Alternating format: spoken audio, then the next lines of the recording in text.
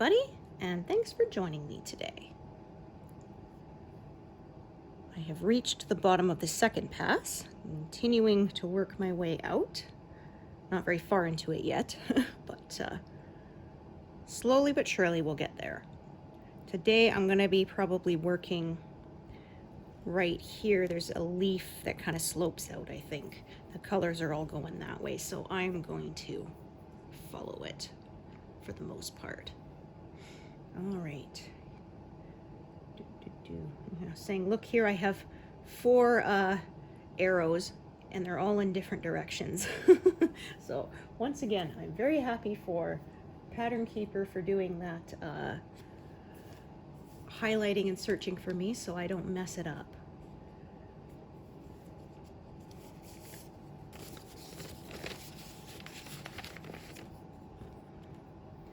You can hear my air conditioner's on. It is actually a hot day today, surprisingly. And it's quite nice right now, actually. The air quality isn't bad. We're lucky. In Ontario, it is really, really bad right now. Some of the worst they've had in a long time. The forest fires are raging, and unfortunately, that means smoke everywhere. We are lucky here in Alberta. We're far enough away that we've had a little bit, but nowhere near like what they've got right now, which is just dreadful. Hopefully they will get that under control at some point, but there's only so much they can do, right? All right, just double checking I'm in the right place. Yes, I am. So this is line 130, and line 140 is where I'm cutting off this pass.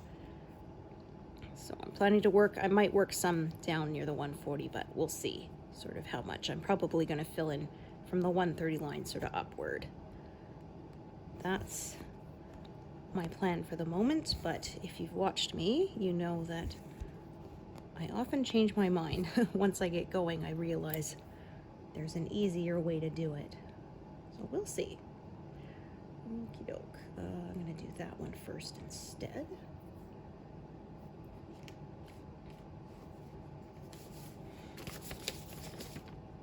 We had the snowbirds fly over the other day, so that was kind of fun. They were headed to an air show, and so I was at work and I heard them, but I couldn't see them from my window because they were kind of directly overhead. So my husband caught it on film from his workplace and sent it to me, so that was cool. They did that in 2020 as well during lockdown. Actually got some really good footage of them because they weren't just flying over, they kind of flew and then they kind of did a loop and came back, and they did a couple of tricks. So they're Canada's precision flying team, the snowbirds. And apparently they said this is the last time in the current planes they're going to be retired after this. So yeah, I've never actually gone to any of the air shows. I lived in the Mission Abbotsford area when I was in my late teens, early 20s, and Abbotsford had a big air show every year, an international air show every year, but I never went to it. It's outside, crowded, hot. Yeah, forget it. It looks cool, but it just was not my thing, so.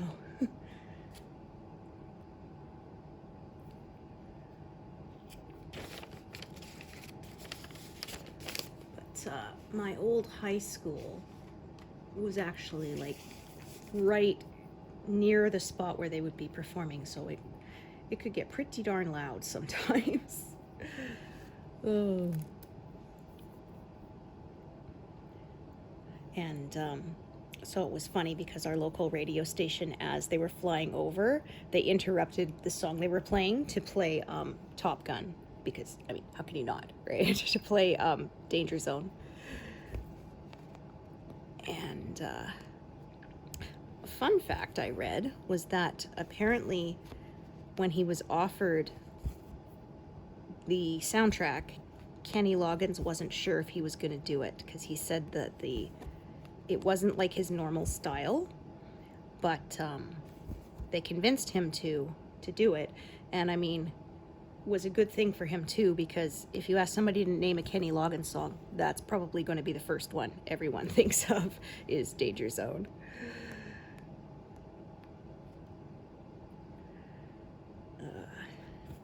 And apparently that was similar with Dirty Dancing.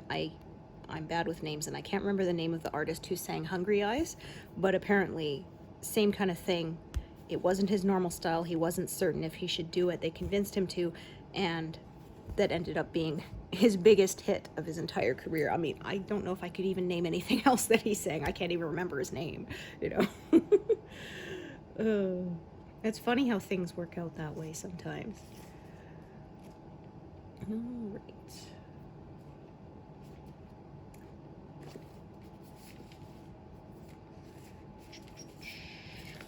I have not watched the second Top Gun movie. I've seen the first one, but not the rebooted one.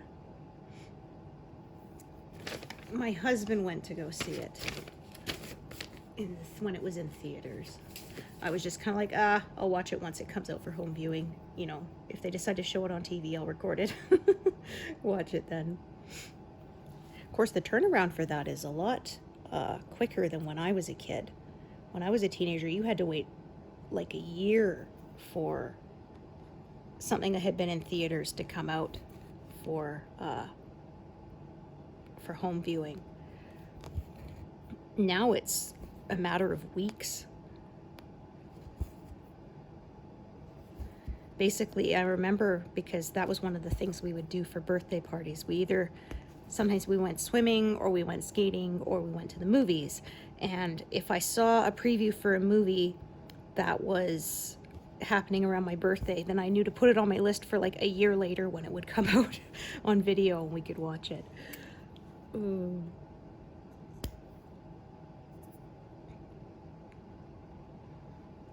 Okie dokie. So I'm just kind of, I'm going to stick to around this line, this swoop of color here for now. I'll drop down and do the stuff below it later, but probably not on camera. All right. Yeah, I'm feeling that needle belonged to this thread, but it didn't want to come out nicely. That does happen sometimes. So I have to be careful not to donk my camera. It has to be kind of really close for where I'm stitching on my fabric today to be able to get it in the frame properly, so I have to try not to do that.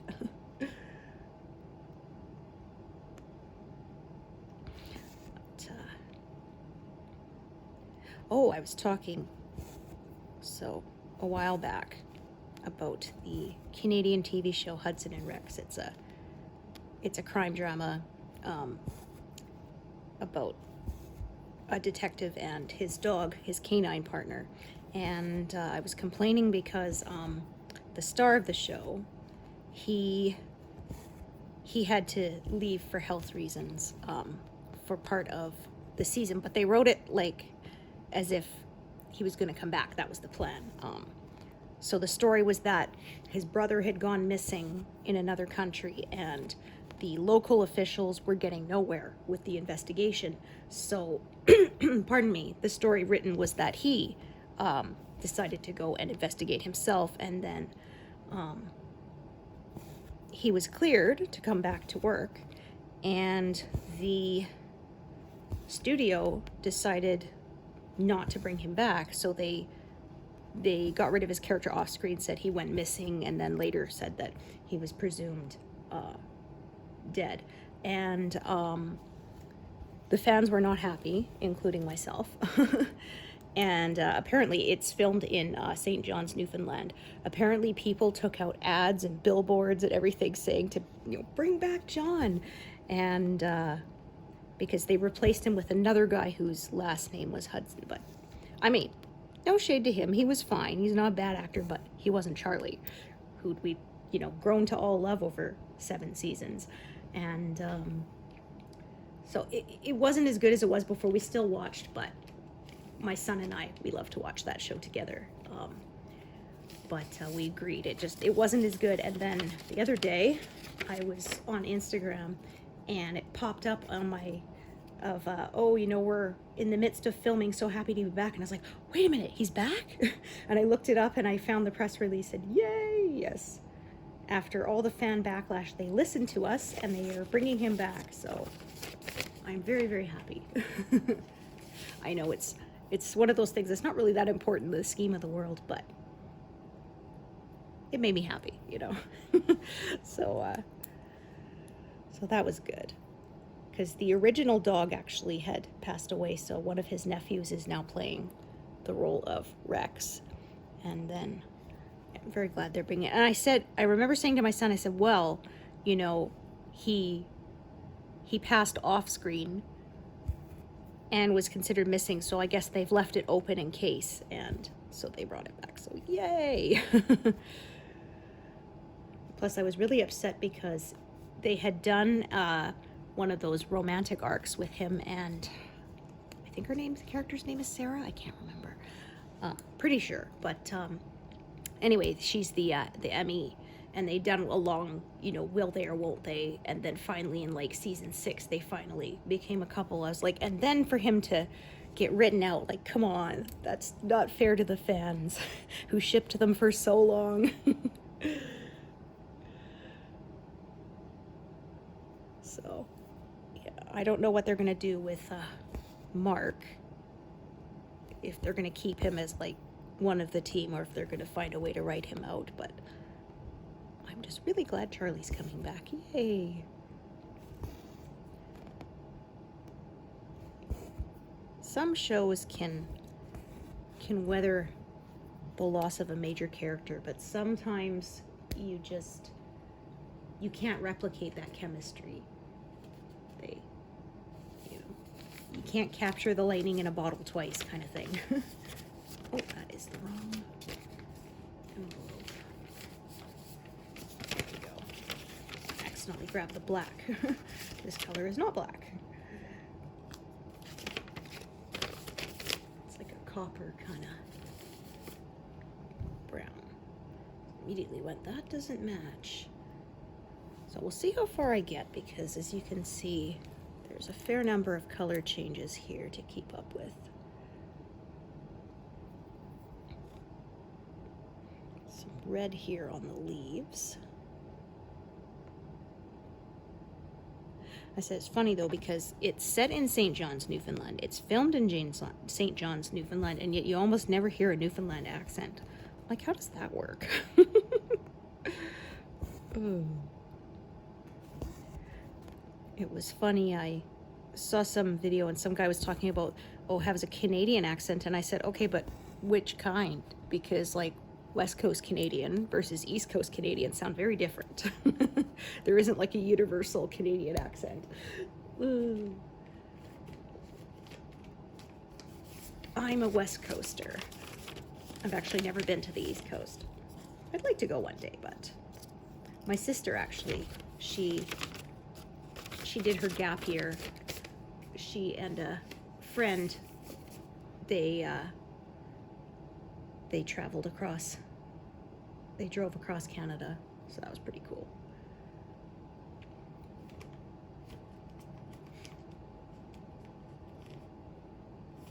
And she was still considered a new driver because they introduced graduated licensing in BC, which is where we were from.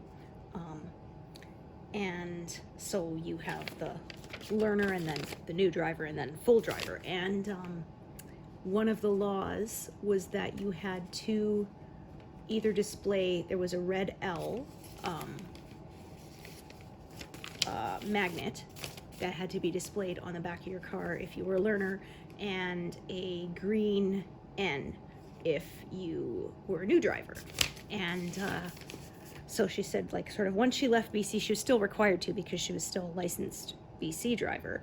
But when she went to other provinces, people were like, why is there an N on your car? Like, they thought it was some kind of, like, bumper sticker or something. Like, what does that mean? Because in Alberta, they also do the graduated licensing, but it's just on your license that it will mark that you're a new driver. You don't have to indicate it anywhere on your vehicle like you do for BC. And they used to require you to take a second road test, but now if you have 2 years of clean driving, you know, no accidents, no tickets, nothing, then you are automatically graduated up to a full driver. And it was funny because I finally got my license when I was 24. It took me a long time. And at that time, you still had to take the second road test. And I was just like, I have such bad test anxiety. So I was just like, I don't care. Like, you don't have to after the 2 years. It's just you're eligible to.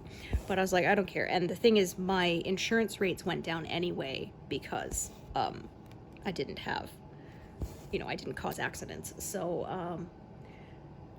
I just thought maybe one day, but I can't be bothered. And then finally, after years of waiting them out, oh, okay, so I've got a strand down here. Just gonna check. Yeah, it's long enough to go up there. So I'm gonna leave a little gap there and fill it in later. That's kind of what happens when some threads travel downwards and some travel upwards. Anyway, and then I got a letter basically saying that they've changed it. You no longer have to take a second road test. So we're graduating you as a full-fledged now. You're not considered the new driver status. And so I call my insurance company and just let them know, okay, I'm officially no longer. And they're like, yeah, your rate's not going to go down, because that had been like, I'm trying to think now, like 15 years later. So I said I waited them out long enough. So my son is now also no longer considered a new driver. He got his license when he was 16. First try, too. Because I remember telling him, don't be disappointed if you don't pass it the first time. A lot of people don't. I didn't. His dad didn't. I think my dad did, but most people I know did not. And so we said, don't be too disappointed if you don't. It's expected, but nope. My husband called me like, the hour later and said, yep, he got it. So, woohoo. I said, well, good job.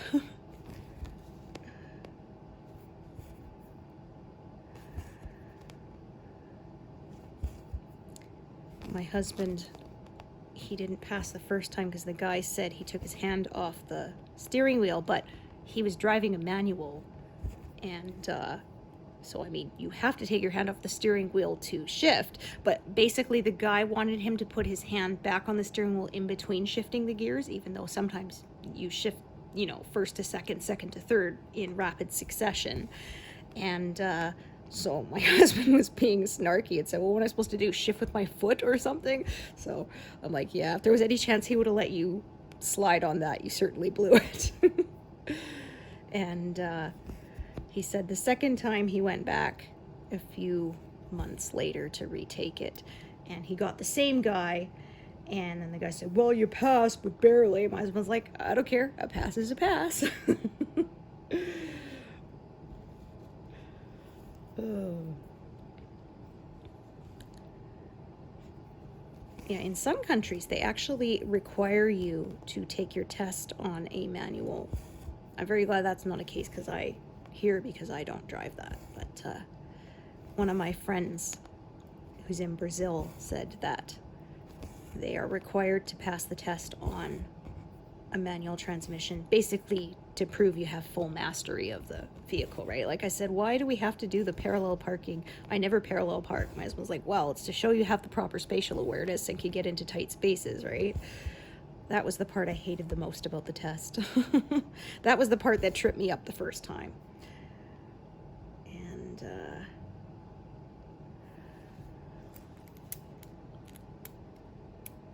And then we didn't know we were going to take kiddo to take his test, 16th birthday, but my windshield had a bad crack in it, and they said it's not technically considered roadworthy, so we had to replace the windshield before he could take it.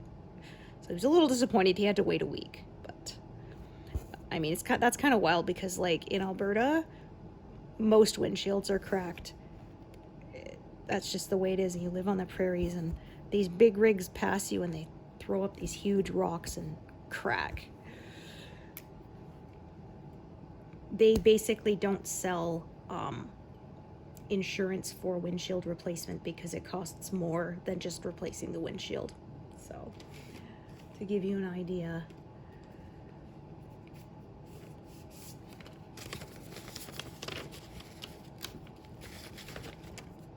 Yeah, not very much of this color. Only 13 stitches.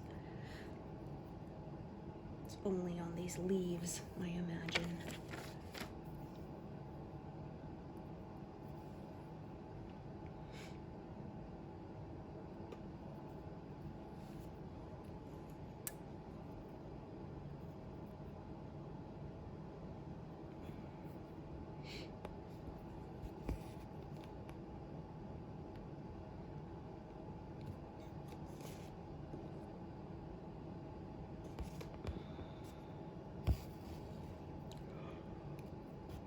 Oh, pardon me.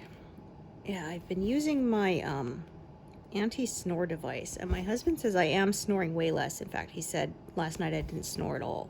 But I feel like it's also not letting me get into the deepest of sleep because I'm not waking up feeling more rested. So, yeah.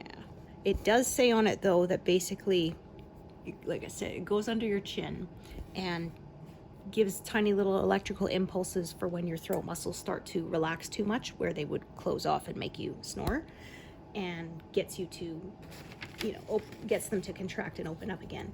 And they have said that sort of you have to use it for like 2 to 3 weeks to see the full effect, and that after 2 to 3 months, your muscles will be strong enough you won't need to use it anymore, unlike, say, a CPAP machine. So, or that you'll only need to use it sort of like once or twice a month to sort of keep them in shape. So I'm going to take a break tonight because I need my rest. I haven't rested well for the last few days. But then I think I'm going to try and soldier on, because if it can eventually stop my snoring and I no longer need the device, then that will be, in the end, I will be better rested. It was never a problem for me when I was younger, but once I hit my 40s, which apparently that can be common to happen. Right, muscles lose their tone and such. So I am going to continue to try it, but I was saying, I think last time, that it was wild. It has a little light to indicate that it's on, and it has different intensity settings. I just have it on the lowest ones, but they're so bright, it was like a flashlight. I said, I wish they had made it a physical switch that you actually move so you would know it's on, because the light was ridiculously bright, and I had to stick like 3 layers of electrical tape over it to keep it from being bright. Like, I use a eye mask so it doesn't bother me, but it was bothering my husband, and he gets bothered by like the tiniest amount of light. Like, if my Kindle is charging on my nightstand, I have to cover up the tiny little indicator light because it'll bother him, even though it's, like a millimeter by a millimeter squared kind of thing. And it's not that bright. It's orange, and then it turns green once it's done charging, but I have to drape something over it so it doesn't bother him. I guess he's really sensitive to light. I'm really sensitive to sound. I mean, I'm sensitive to light too, but that's why I wear the the sleep mask, so it doesn't bother me. But sound is what wakes me up every little bit. It's not fun. I had to buy one of those airflow director things that you put on your heating vents, because otherwise in the winter, when the heat would kick on, the air would come up and it would hit my roller shade and make it go tuk, tuk, tuk, tuk against the wall and wake me up. And also, even if I got the roller shade in just the right position so that it didn't do that, it would, because of the temperature difference, because it's really cold, so the wall's freezing, and then the hot air hits it, the windowsill would make a bunch of popping sounds, and this would happen like 3 or 4 times a night, so not good. So I got the one, it directs it now to sort of towards the bed and doesn't hit that anymore. Definitely helped. It was definitely worth the $12 I paid for it.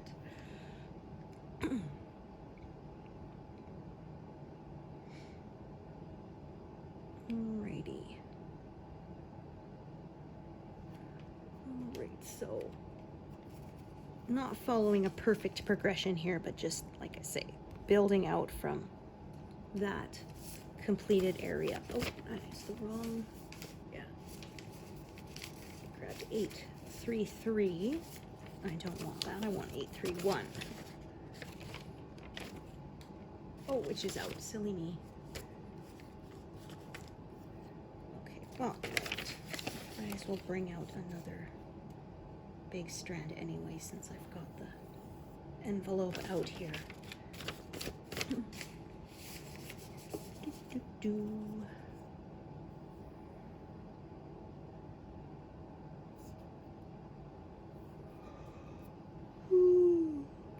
Oh, it's here.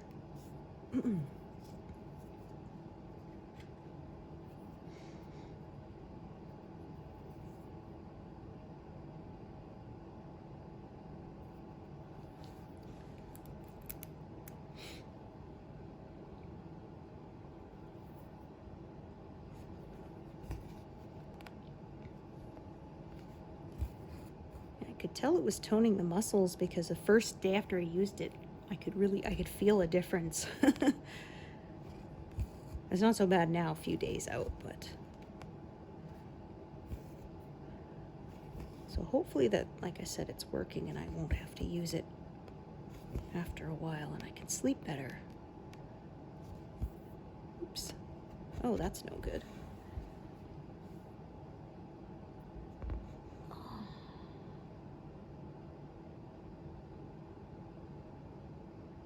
Nope. Try again. Oh my gosh, come on. Only one of these strands wants to get threaded. The other one won't. Okay. This is a pain to do from the other side. I'm going to try it from this side instead. That's better.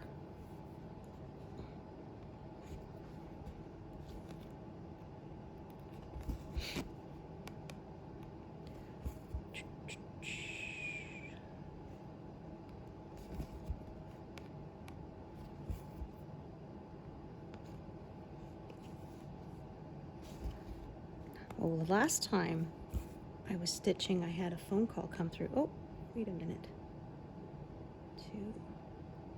Oh, I think might have mixed something up and done that one there. Okay, because these two should be, or I already stitched it, I'm not sure. Told you I'm tired. I think I stitched it already and I didn't realize it. At any rate, if I didn't, it's close enough. Oh, so I was saying last time my phone rang and I had it on Do Not Disturb and it still rang. And I didn't think that I had set up my pharmacy to be one of the numbers that can ring through. So I was curious as to why that happened. I forgot. So apparently when your phone updates, check your Do Not Disturb settings because it inverted everything I had set. So it had set that the special numbers that are allowed to ring through, like my husband's, my son's, you know, people who are emergency contacts, it now said to suppress those numbers and allow other numbers through. And same thing, instead of suppressing the notifications, it allowed them. So I forgot because this happened last time as well, but when your phone updates the software, you have to check that, because what happened was last time it stopped allowing those numbers through. So my husband called me and it was supposed to come through, and it didn't. And fortunately, it wasn't an emergency, but I was like, what's going on? And checked those settings, and I don't know why it would invert them to be the opposite of what I set them. Like, what kind of sense does that make? But yeah, I had it, it kept chiming all night with emails, and I'm going, what the heck? I have it set so that I don't hear those, because obviously that's very disrupting when you're trying to sleep. And that was why, for some strange reason, it decided, oh, these are your settings? Would be a shame if I reversed them for you. And I remember, like, the second time it chimed in the middle of the night, I double checked, you know, woke it up, looked. I thought, no, the do not disturb is on. Why are they still coming through? But I was too tired. It was like 3 a.m., so I wasn't going to check it. So I remembered to check it the next day, and I was like, oh, that's what happened. I mean, hey, at least it didn't fry my phone like it did in January.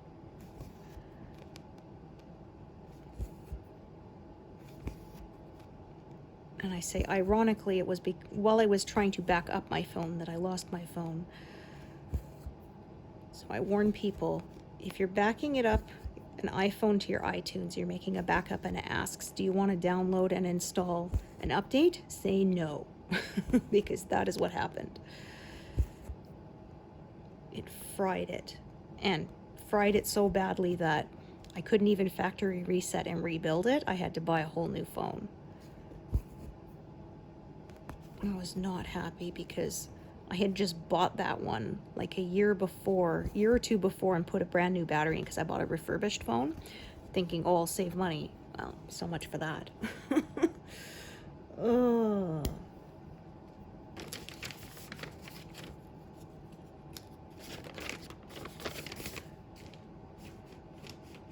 Trying to be, you know, that plus trying to be a little environmentally conscious, right? Keep another phone out of the landfill. But that backfired on me.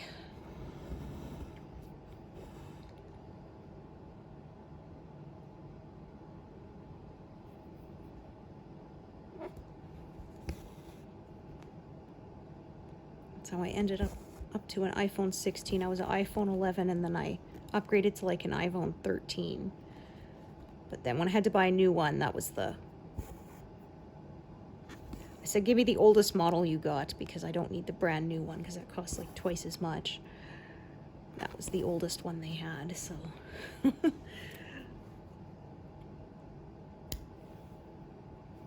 But I know, like, you do have to update it, because of most of the time when you're updating it, it's to update the security settings. And I mean, if you are using passwords and such, obviously you do want to protect those.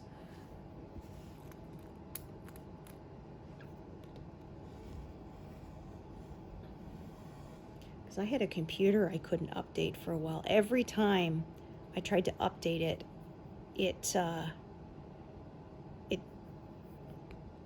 didn't destroy the hardware, but it wouldn't work, and you would have to restore it from an earlier save point. And so, like, all my documents and stuff were there, but like all the settings I had, all the programs, software that I had installed had to be reinstalled and re-signed into, and great big pain.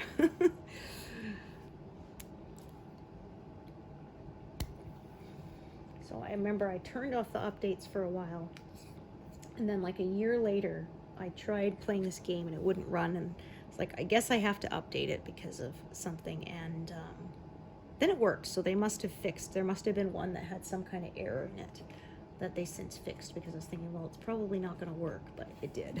Finally. Oh, I had one time it got stuck in a loop, so it did the checking for updates, and I left it, and I came back like 2 hours later and it was still checking. I was thinking, usually doesn't take that long, does it? And because I mean, I know myself, I am impatient, but usually it takes like 10 minutes at the most. And so I let it go overnight one time checking, and I came in the morning, it was still checking for updates. I'm like, okay, something's wrong here.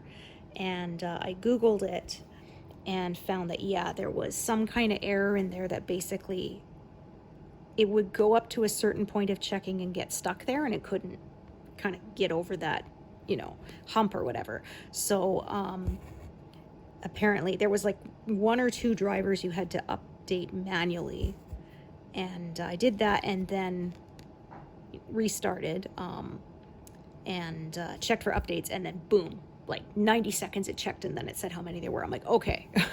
So it wasn't just me being impatient. There was actually something wrong.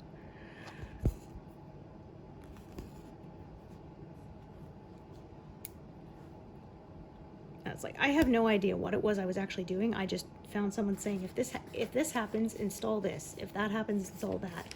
Then try it. And so I did, and it worked. So it was funny because I remember at my old job at the newspaper, my boss, she was trying to print, and for some reason it wouldn't talk to the printer.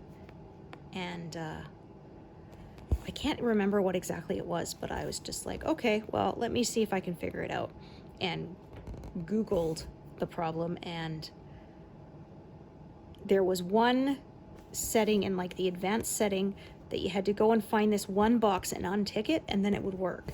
And she's like, oh my gosh, you're so amazing. I'm like, I'm no IT person. I just used Google. Because, I mean, any problem you run into, almost certainly somebody else has run into the same problem and figured it out. There was one, somebody said, if I have a problem, I post it on Reddit, and then I will log in with a different account and post a wildly incorrect answer, because they said people will often not care to help you, but if they see the wrong answer, they can't help themselves and have to correct it. I'm like, that sounds about right. That sounds like human nature. I said, works every time. You can leave the question up for days. Nobody answers it. Answer it incorrectly, and within 5 minutes, somebody will post the correct answer. Oh. Like somebody said, Wikipedia was, we created a great repository of knowledge fueled by people's need to correct each other.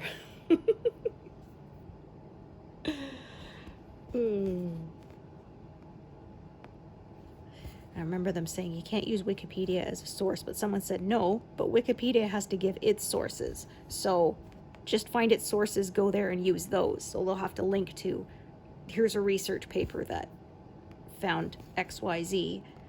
You use that as your source.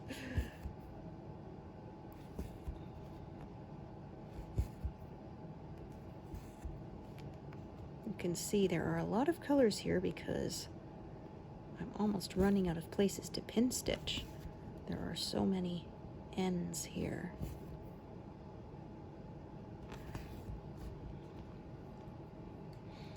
So I'm thinking this here is one leaf, and I think that this color here might be either another leaf or sort of between the leaves and the darker background. We will see as I stitch it. It will become clearer. Okay. Just kind of seeing, trying to work as close to the edge there as I can. Without closing anything in on all 4 sides and without leaving gaps, because when I start doing stitches that aren't connected to other stitches, I start messing up. Also, I was saying I wasn't sure exactly when I'd started my job at the doctor's office. Well, today they said, oh, you've been here for a year, so when they close for a week for holidays, I will get holiday pay. Yay! I wasn't expecting that, so bonus.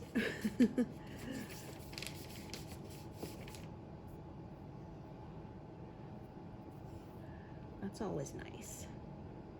It's funny because even though there's a week it's closed, I actually ended up with more on that paycheck because of the holiday pay. And I had to work an extra day when somebody else was the usual receptionist was unavailable because I do 2 days, and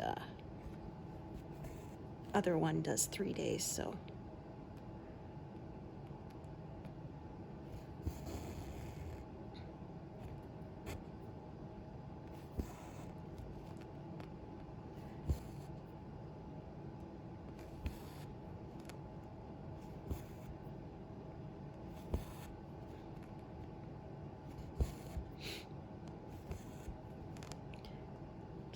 Not going to do this one yet.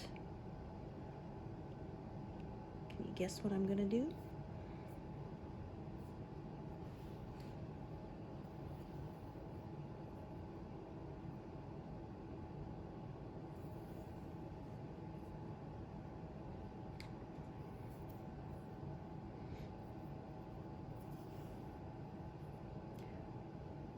I was hoping when I started this month that I would reach 33,000, but I'm thinking that's probably not going to happen.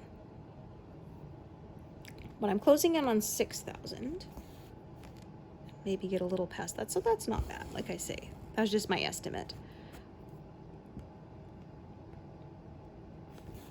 The bit I've been stitching was fairly detailed, so there's more confetti that slowed me down. The middle part is going to go quickly, but that's kind of what happened. First month well, half the month, I got 4,600 stitches, and then the next month I got like 12,000 because it was the center part and very little confetti, so it zipped on by. So that's why I say around 8,000 a month, but that's kind of the average because it really depends on how detailed it is, where you're working for that month.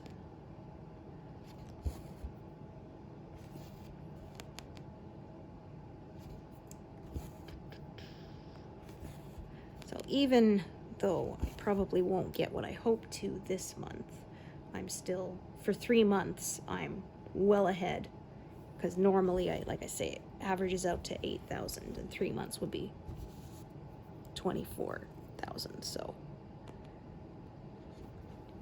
I'm obviously way past that.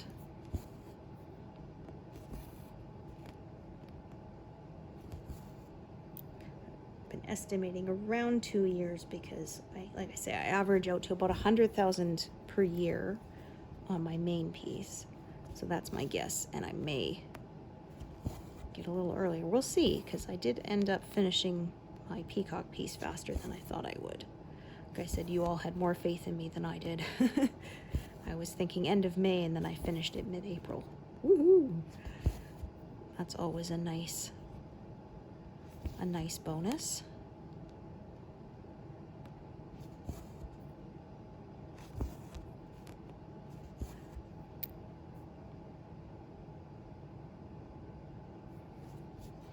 And I took a couple of days to frame it, to turn it into a wall hanging. So that took some time away from stitching this. But having you all watching kind of motivated me to frame it, because otherwise often took me several months to get around to it. The stitching is my favorite part, not the finishing. I'm the same way with knitting, which is why now I mostly knit things in one piece, because the sewing it together is very tedious and takes me forever. There's one blanket I showed a few videos back for my update videos that I knit all the pieces, but I am still not done sewing it together. Each piece has like, I'm trying to think now, has at least half a dozen ends, and then there's like over 40 squares in the piece. So do the math, that's a lot of ends. So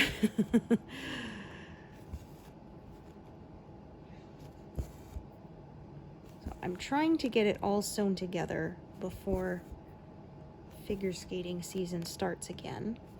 in the fall because then I have to knit the border. So I sew it all together, and then I use a long needle to pick up stitches all along the edge. And then it's a very easy border. You knit even one way, turn it over, you increase one stitch at each end, otherwise knit even. You do that till it's big enough, and then that miters the corners, and then you sew them together. I did that with the blanket I gave to my father-in-law that I made with my mother-in-law's stash yarn, because he gave it to me after she passed away. I was surprised nobody else wanted it, because her other daughter-in-law, who married my husband's brother, she crochets, but she didn't want it, so.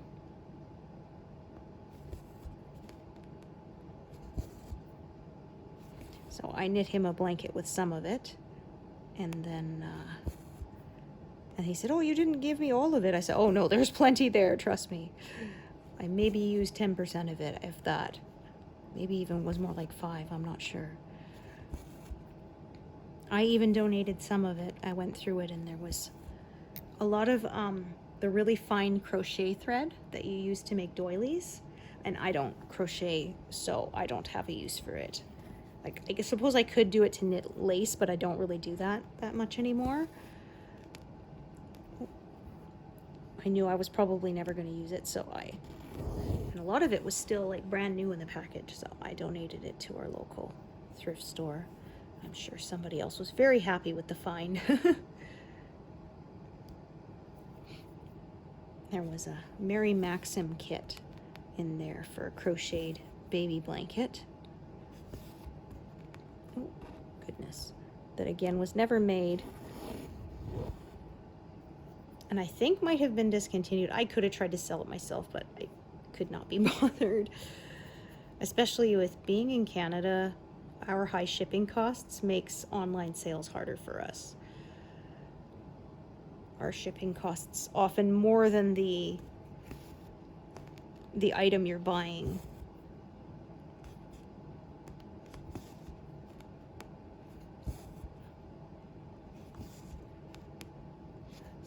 I donated it. I'm sure somebody thought it was a great score, so.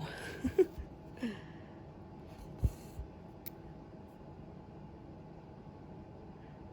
I kept most of it. I figure I'll bequeath it to somebody too. My grandma didn't have much of a stash when she passed, but she had gotten quite arthritic, so she couldn't really knit anymore, unfortunately. She taught me the basics. I learned the rest from a instruction book, but I asked her to teach me when we were staying with them in the summer one year. Our parents went on a trip, and we stayed with my dad's parents, and then we asked Grandma to teach us to knit. My sister kind of didn't really keep up with it, but I did. Of course, I mostly just made square and rectangular things, and then later when I hit my 20s, I decided, you know what? I want to learn to actually be able to make something more complex than just basic squares and rectangular shapes. I wanted to learn how to be able to shape stuff, and eventually got into knitting sweaters and such.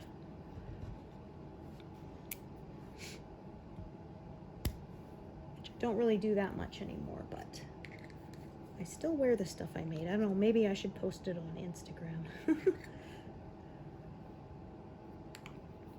I actually started designing a lot of my own.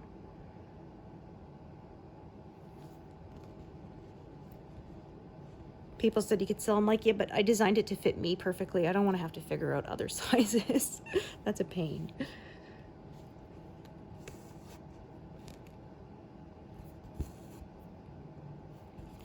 But I bought Barbara G. Walker's Knitting from the Top Down. Highly recommend, because if you're making a sweater, and it's all to make things in one piece, so you can put it onto scrap yarn or really big circular needles and try it on as you're making it, see if it actually fits. Because, I mean, it really sucks when you've spent weeks or even months and then you put it on and it does not fit the way you wanted it to. So it's really nice. You can, like I say, try it on as you go. You know, check that it fits in the shoulders and stuff. You can make sure you get the sleeves the exact right length for your arms. Because you can always add a few more rows if you decide it needs it, that kind of thing. Okay, I'm just gonna take a look here. Oh, dropped. These needles get magnetized and they stick together. Yeah, I didn't think this was very long. Okay, so I'm gonna add another piece.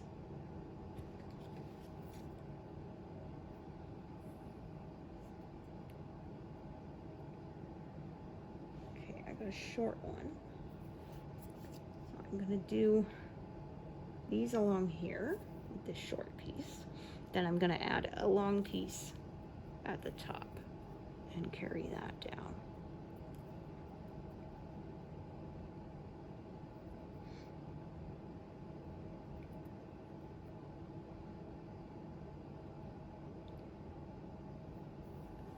Okay, so right up against the grid line there.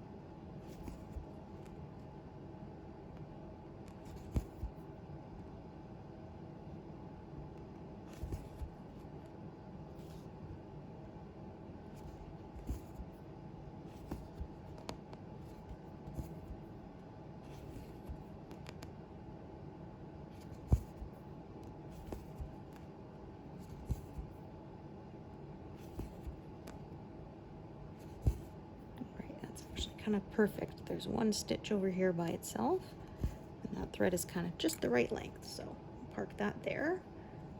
I can usually tell when I look at a partially used strand just how many stitches I'm going to get out of it. I've gotten pretty good at guesstimating after doing this for so many years.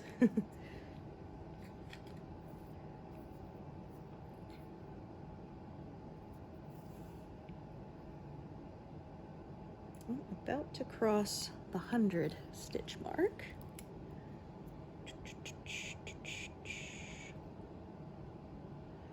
Okie dokie.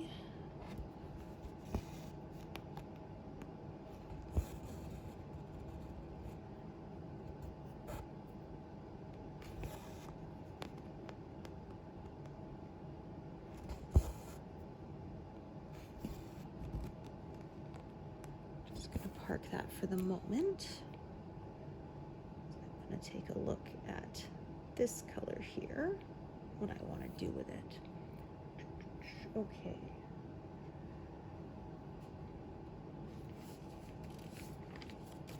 All right, now that I'm looking at it, I think I'm going to actually fill in this color and this color first. That's against that there. Then I'm going to add that last one.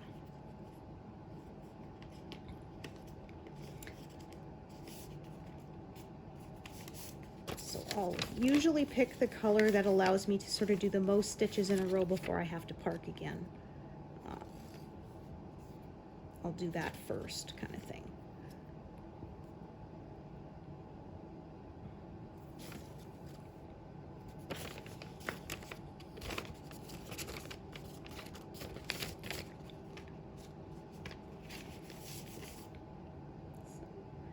Bring this strand up here and then park it above and then bring it down again. Once, of course, I have filled in the stitches that are between it.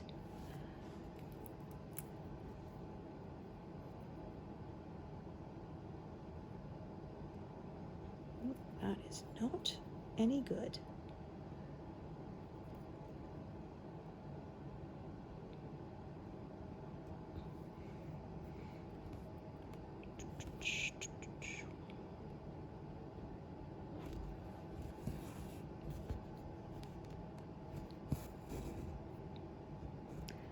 Do, do, do, do, do, do, do.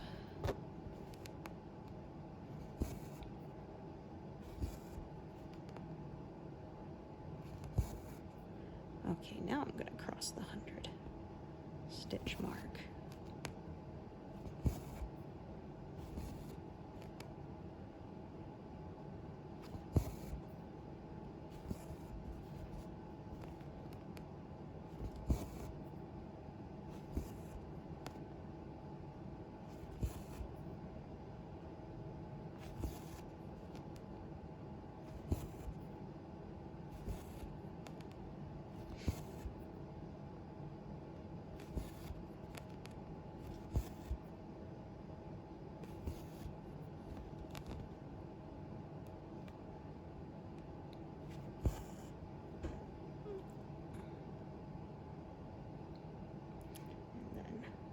Oh, actually, okay, that one instead.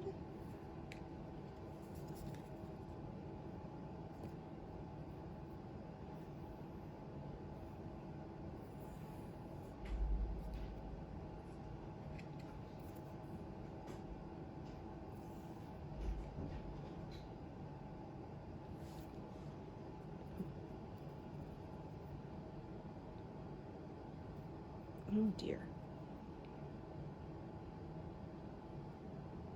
There we are. Okay. That one right there in that corner. Otherwise, if I did these other 2 stitches, that would close this square in, and I don't like doing that.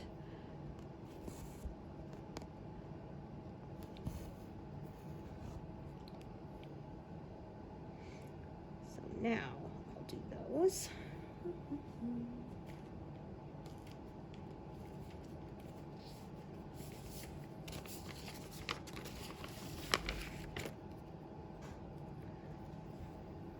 Okay. Got some shorter pieces that will work perfectly for this.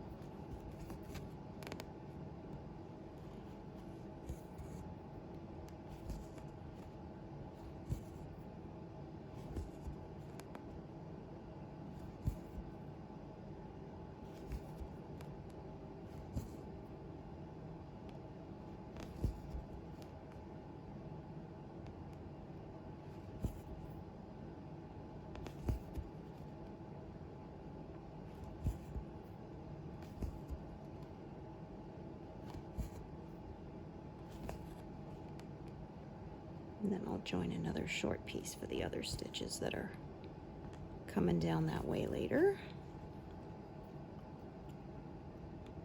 All right, so I did all that because I wanted to be able to carry this strand up here and then back down.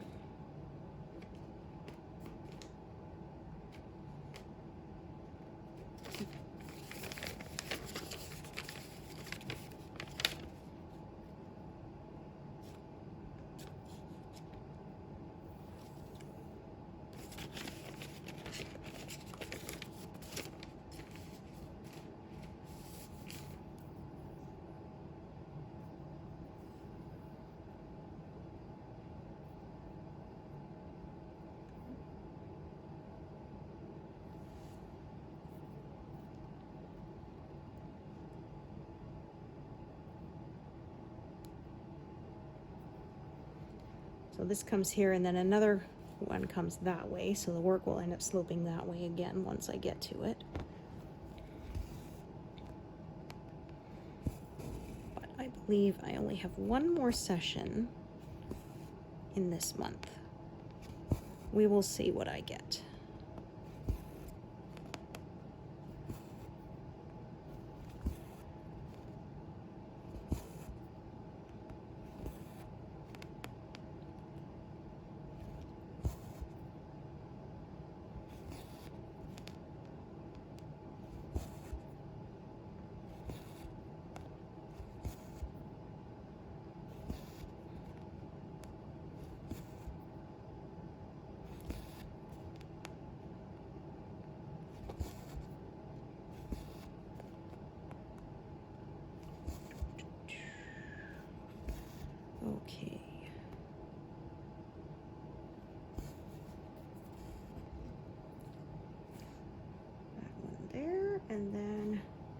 bunch with this one. And then I think that will be where I call it a day for today. That should take me past 125, which I think is a good number, considering how many color changes I had here.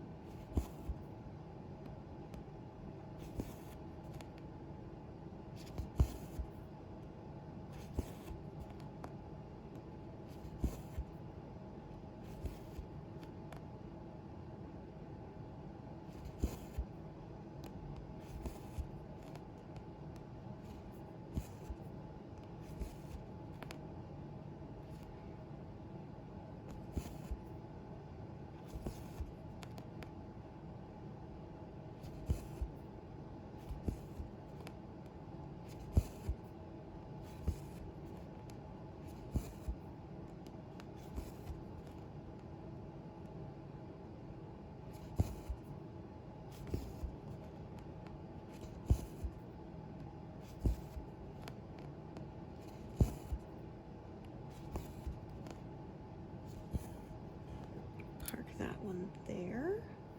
129. Woohoo! All right. Thank you so much for joining me today, and hope to see you here next time. Thanks, everyone. Bye.